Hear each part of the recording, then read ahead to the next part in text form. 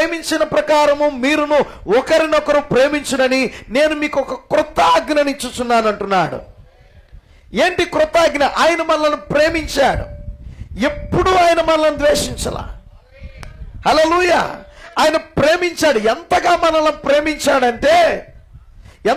ప్రేమించాడంటే మనం ఆయనకు దూరంగా ఉన్నప్పుడు ఆయన మనల్ని ప్రేమించాడు. మనం ఆయన్ని నిందించినప్పుడు ఆయన మనల్ని ప్రేమించాడు. మనం ఆయన నామానికి అవమానకరంగా ప్రవర్తించిన ఆయన మనల్ని ప్రేమించాడు.